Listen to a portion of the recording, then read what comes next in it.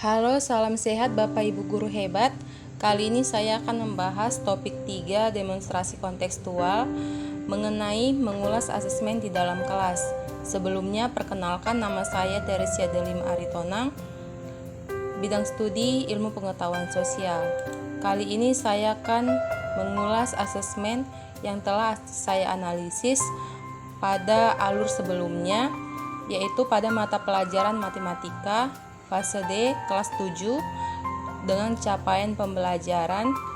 Di akhir fase D, peserta didik dapat membaca, menulis, dan membandingkan bilangan bulat, bilangan rasional dan irasional, bilangan desimal, bilangan berpangkat bulat dan akar, bilangan dan dalam notasi ilmiah.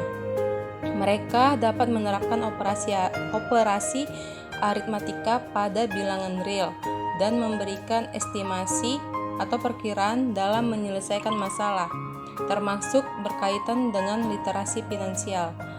Peserta didik dapat menggunakan faktorisasi prima dan pengertian rasio, skala, proporsi, dan laju perubahan dalam penyelesaian masalah.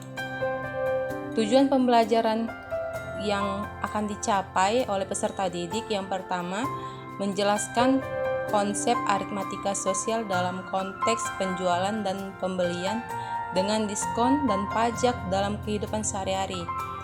Kedua, peserta didik menyelesaikan permasalahan yang berkaitan dengan untung.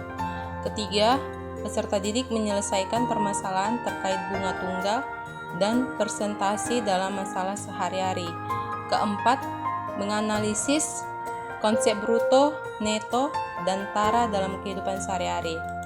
Berikut video yang saya ambil saat guru mengajar di dalam kelas dengan materi atau topik aritmatika sosial. Jenis asesmen dan bentuk asesmen yang digunakan oleh guru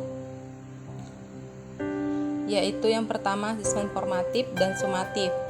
Dengan bentuk asesmennya mengobservasi atau mengamati, tes tertulis, tes lisan, dan diskusi. Untuk pertanyaan pertama, bagian mana dalam asesmen tersebut yang menunjukkan kesesuaian dengan tahapan perkembangan peserta didik? Di awal pembelajaran, guru berusaha mencari tahu kesiapan belajar peserta didik dan pencapaian sebelumnya melalui dialog dengan peserta didik, tanya jawab, dan pengisian form. Guru merancang atau memilih alur tujuan pembelajaran sesuai dengan tahap perkembangan peserta didik atau hasil asesmen awal. Guru juga menggunakan atau mengadaptasi contoh tujuan pembelajaran, alur tujuan pembelajaran, dan modul ajar yang disediakan oleh Kemendikbudristek. Guru merancang pembelajaran yang menyenangkan dengan menerapkan pembelajaran berdiferensiasi pada peserta didik, sehingga proses belajar menjadi pengalaman yang menimbulkan emosi positif. Pertanyaan kedua, bagian mana dalam asesmen tersebut yang menunjukkan kesesuaian dengan perlunya mempertimbangkan aspek lingkungan budaya dan karakteristik peserta didik? Yang pertama, guru melaksanakan pembelajaran sesuai dengan kebutuhan dikaitkan dengan dunia nyata, lingkungan, dan budaya yang menarik minat peserta didik dengan membawa peserta didik ke kantin sekolah untuk mengetahui konsep jual beli. Guru memfasilitasi pembelajaran interaktif yang terencana antara guru dan peserta didik, sesama peserta didik, serta antara peserta didik dan materi ajar. Guru melibatkan masyarakat lingkungan sekolah sebagai narasumber untuk memperkaya dan mendorong pembelajaran yang relevan. Untuk pertanyaan yang ketiga, bagian mana dalam asesmen tersebut yang menunjukkan kesesuaian dengan kemampuan peserta didik? Yang pertama, guru menggunakan metode pembelajaran berdiferensiasi untuk membantu peserta didik mengembangkan kompetensinya. Guru memberikan keleluasaan kepada peserta didik dalam membentuk teman diskusi kelompok yang dapat membantu dalam mengembangkan kompetensi peserta didik itu sendiri. Untuk pertanyaan selanjutnya, bagian mana dari asesmen tersebut yang menunjukkan kesesuaian bahwa sudah memberikan ruang bagi peserta didik untuk memberikan umpan balik terhadap proses pembelajaran mereka. Untuk pertanyaan ini, guru melibatkan peserta didik dalam melakukan asesmen melalui penilaian diri, penilaian antar teman, dan refleksi diri. Guru memberikan kesempatan kepada peserta didik untuk berefleksi tentang kemampuan mereka, serta bagaimana meningkatkan kemampuan tersebut berdasarkan hasil asesmen awalnya.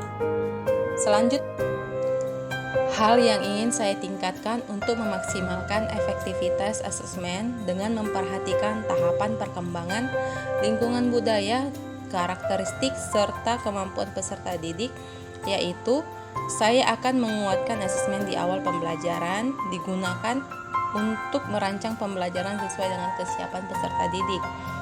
Saya akan melibatkan peserta didik dalam melakukan asesmen melalui penilaian diri dan penilaian antar teman. Selanjutnya, saya akan merancang asesmen dengan tingkat kesulitan yang tepat dan umpan balik yang membangun. Saya akan memikirkan tujuan pembelajaran saat merencanakan asesmen dan memberikan kejelasan pada peserta didik mengenai tujuan asesmen di awal pembelajaran. Selanjutnya, saya akan menggunakan teknik asesmen yang beragam sesuai dengan fungsi dan tujuan asesmen. Hasil asesmen formatif saya gunakan untuk umpan balik pembelajaran, sementara hasil asesmen sumatif saya gunakan untuk pelaporan hasil belajar. Saya akan menyediakan waktu dan durasi yang cukup agar asesmen menjadi sebuah proses pembelajaran dan bukan hanya untuk kepentingan menguji. Saya akan berkolaborasi dalam merancang asesmen sehingga dapat menggunakan kriteria yang sesuai dengan tujuan asesmen. Yang terakhir, saya akan menggunakan umpan balik secara berkala kepada peserta didik dan mendiskusikan tindak lanjutnya bersama-sama orang tua. Sekian presentasi saya kali ini. Semoga bermanfaat untuk Bapak Ibu guru dan salam sehat untuk Bapak Ibu guru hebat. Terima kasih.